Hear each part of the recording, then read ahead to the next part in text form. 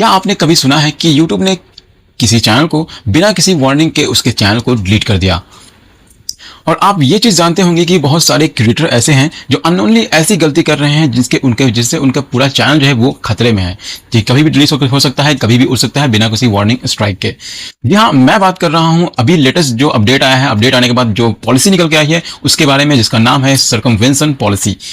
सर्कमवेंशन policy एक ऐसी policy है जो क्रिएटर के लिए एक साइलेंट किलर बनती जा रही है, जिसके बारे में बहुत सारे लोगों को अभी नहीं पता, जो कि मैं इस वीडियो में आपको कंप्लीट जानकारी देने वाला हूं। इस पॉलिसी का मतलब ये होता है कि किसी भी रूल को आप बिल्कुल भी ना तोड़ें या फिर बाईपास करने की या फिर चीट करने की कोशिश बिल्कुल भी ना करें। जब कोई क्रिएटर यूट्यूब के एग्जिस्टिंग रूल, जो कभी पहले से रूल जो चल रहा है, उस रूल को अवॉइड करने की कोशिश करता है, उल्लंघन करने की कोशिश करता है, जैसे कि मैं आपको एक बताऊं एग्जाम्पल के तौर पर कि बैंडेड कंटेंट, जो भी यूट्यूब पे पहले से बैंडेड कंटेंट है उस कंटेंट को रिपीटेड बार में अपलोड करता है, तो ये गलती आप अब करेंगे तो आपको जो है आपको डायरेक्ट चैनल आपका डिलीट कर दिया जाएगा। या फिर एक ही वीडियो को बार बार अपलोड किया जाता है बल्गर में, तो ये काम भी आपको अब नहीं करना है, जो कि सर्कमवेंशन पॉलिसी के तहत आपका चैनल कभी ना कभी डिलीट कर दिया जाएगा।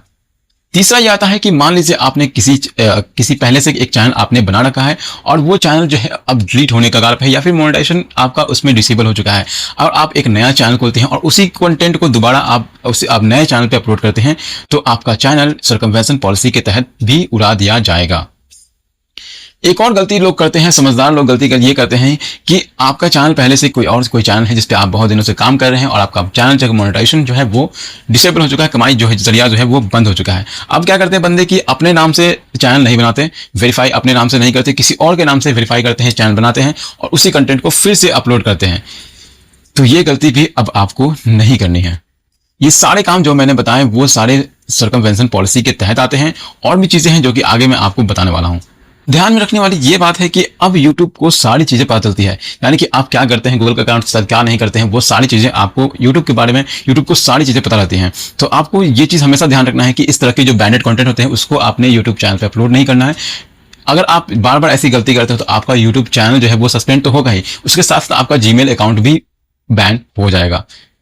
अब बात करते हैं मेन इंपॉर्टेंट, जो कि हमारा आता है AI generated content. AI generated content में भी बहुत सारे ऐसे कंटेंट हैं जो कि यूट्यूब पर बैन है।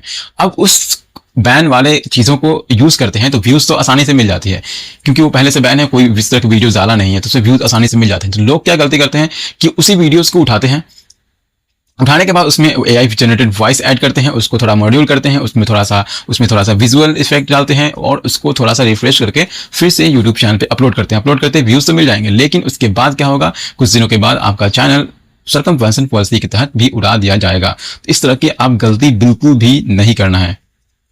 सबसे इंपॉर्टेंट बात मैं आपको बताता हूं कि अगर आप सर्कमवेंशन पॉलिसी के तहत काम करते हुए पकड़े जाते हैं तो कुछ भी हो सकता है, जैसे कि आपका चैनल विदाउट वार्निंग डिलीट हो सकता है।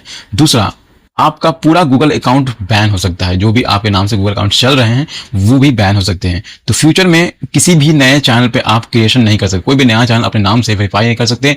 आपका फेस उसमें दिख गया तो आपका चैनल जो है वो बैन हो जाएगा। ये आपको ध्यान रखना है, इस तरह की गलती आपको नहीं करना है।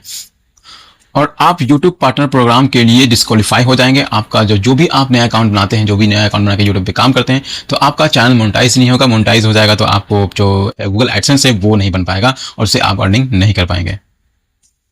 तो अब बताते हैं कि इन सब चीजों से आपको बचना कैसे है।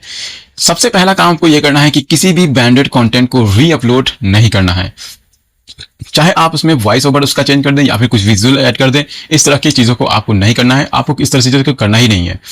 दूसरा, अपने कंटेंट के थंबनेल टाइटल में, मेटा डेटा में कुछ भी मिसलीडिंग ऐड नहीं करना है। मान लीजिए कि आपका वीडियो कुछ और टॉपिक पे है, आपने थंबनेल पे कुछ और लिख दिया है, तो इस तरह की मिसलीडिंग कंटेंट आपको थंबनेल में यूज नहीं करना है।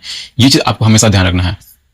एक और चीज, अगर आपका चैनल पहले से रिजेक्ट हो चुका है, बैन हो चुका है, तो आपको करना यह है कि पहले अपील करना है। अपील करने का वहां पे आपको देखने को मिलता है, तो पहले आपको अपील करना है, उसके बाद आपको एक नया चैनल क्रिएट करना है, ताकि उन लोगों को पता रहे कि आपने अपील किया है, आपकी कोई गलती नहीं थी। उसके बाद आपको नया चैनल खोलना है और उस पर काम करना है। तो इन सब चीजों को आपको ध्यान रखते हुए काम करना है 2025 में, तो आप अपने चैनल को अच्छी तरह से ग्रो कर पाएंगे और पैसे भी कमा पाएंगे, कोई भी दिक्कत नहीं आएगी। चाहे आप एआई जनरेटेड कंटेंट बना रहे हो या फिर आपका खुद का उसमें इनपुट हो, फेस हो, वॉइस हो, वो सारी चीजें हो, तो भी कोई भी दिक्कत नहीं आएगी। तो अब आपको पता चल गया है कि यूट्यूब का जो सर्कमवेंशन पॉलिसी है वो कितनी जरूरी है और कितनी खतरनाक है। तो आपने तो आपने कंटेंट को अपलोड करने से पहले एक बार जरूर सोचें कि ये पॉलिसी को आप वायलेट तो नहीं कर रहे हैं, ये जरूर से एक बार चेक कर लें। देखिए, आप सर्कमवेंशन पॉलिसी के बारे में अच्छी तरह से जानकारी ले चुके होंगे और आप हमें कमेंट में बता सकते हैं कि कभी आपको वार्निंग स्ट्राइक या फिर कॉम्पिटी गाइडलाइन स्ट्राइक या फिर कुछ तरह की स्ट्राइक आपको मिली है या फिर नहीं मिली है, और मिली है तो कितने दिनों की आपको जो वार्निंग है कितने दिनों बाद हटी है, वो आप जरूर से हमें बता सकते हैं।